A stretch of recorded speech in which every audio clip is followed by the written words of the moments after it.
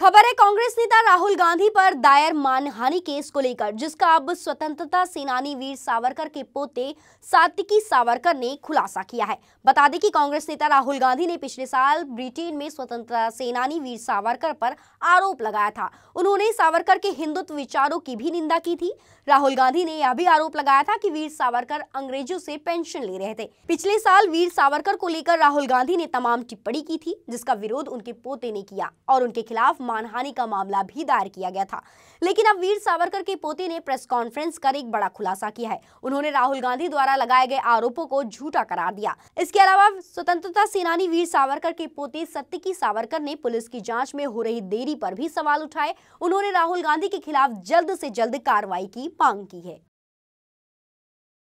मुळात आरोप असा आहे की राहुल गांधींनी जे वक्तव्य केलेलं आहे की सावरकरांच्या हिंदुत्वाबाबत त्यांनी जी घटना सांगितलेली आहे ती धादांत खोटी आहे। अशी घटना कधीही त्यांच्या आयुष्यात घडलेली नाही। त्यांनी या प्रसंगाचं वर्णन त्यांनी लिहिलेल्या पुस्तकात केलेलं नाही।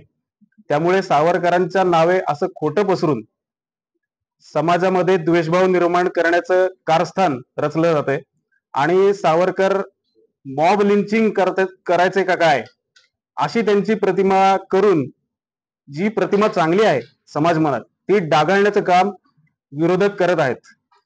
त्यामुळे आम्ही न्यायालयात धाव घेतली आणि माझी अपेक्षा एवढीच आहे की ज्या कायद्या अंतर्गत आम्हाला न्याय मिळण्याची अपेक्षा आहे त्या तरतुदीनुसार जी काय शिक्षा न्यायालय देईल ती आम्ही शिरोधार्य मानू। आता पोलिसांकडेच हा तपास होता। न्यायालयाने आदेश दिल्याप्रमाणे पोलिसांनीच याला मुदतवाढ घेतलेली आहे। त्यामुळे मला असा प्रश्न पडतोय, हा प्रश्न खरं तर मलाच पडतोय की मुदतवाढ मिळून सुद्धा म्हणजे आम्ही जानेवारी महिन्यात पोलिसांना आदेश दिले होते पुढच्या तपासणीचे, तर ही तपासणी अजूनही पूर्ण झालेली नाही।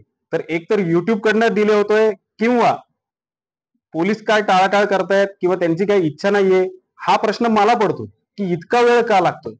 खरं तर एकदम प्रथमदर्शनी पुरावा देण्यात तशी काही अडचण नाही। व्हेरीफाईड लिंक आहे, आम्ही ते न्यायालयात सादर केलेली आहे, सगळे पुरावे आम्ही दिलेले आहेत, पण याच्या पुढे का वेळ लागतोय हेच मला उत्तर हवं।